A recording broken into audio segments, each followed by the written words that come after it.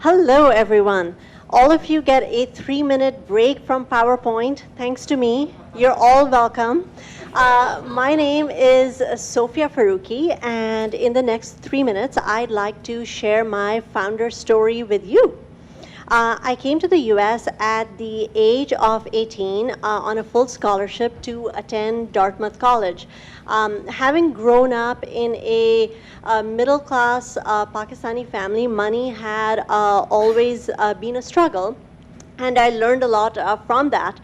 To give you an example, whenever Pizza Hut had a buy one, get one free deal, my dad would buy enough pizzas for a month, and then we'd eat that every single day. So I consumed thousands and thousands of pizza slices as a child. So I really, while I liked the pizza, I didn't like the financial uncertainty.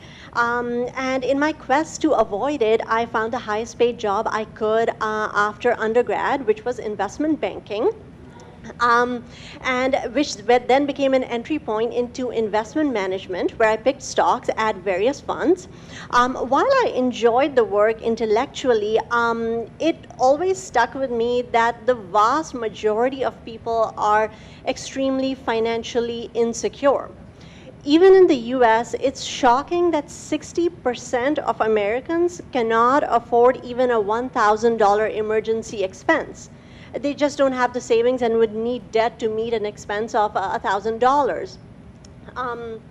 And globally, there's a huge market opportunity for anyone who wants to make finance work better for the low and middle class.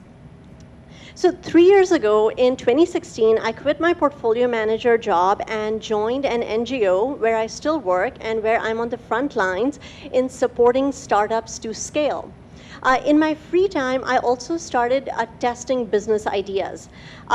In particular, in January 2018, so around 15 months ago, I started Zavvy, which is an online platform for financial coaching that connects people to financial experts to make them more financially savvy, hence the name Zavvy. So I spent $4,000 and 2 months building a website that had literally 0 paying customers. After I launched the site, I did around 60 customer interviews and realized that the market just wasn't there. So the lessons I learned there was to test before I build anything and to be as lean and as fast as possible. So then last summer, I went back to the drawing board, generated 10 business ideas, which were, again, most of them were around making finance easier for normal people, which is my passion. And for these 10 interviews, 10 ideas, I did 100 customer interviews in total. Really knock them against the wall and see what survived. What that led to was Pesaguide.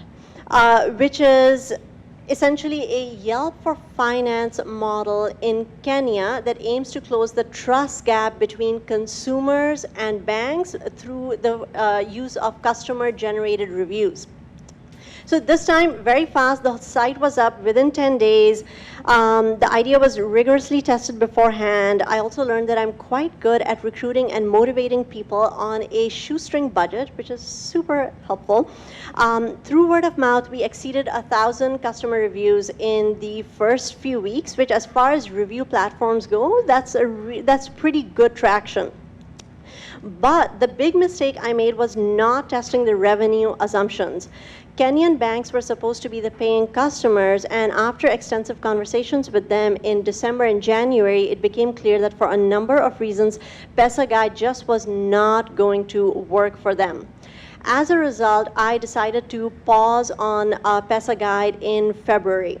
Lessons learned, users and paying customers are not always the same thing, and having a great team makes all the difference when things get tough. So now I'm back to the idea testing phase and have 5 ideas that to me look really interesting. I would like to host an idea session and get feedback from a small group of mentors that are interested in taking this journey together. I will offer you pizza as well as my gratitude. If this sounds good to you, please email me. Thank you.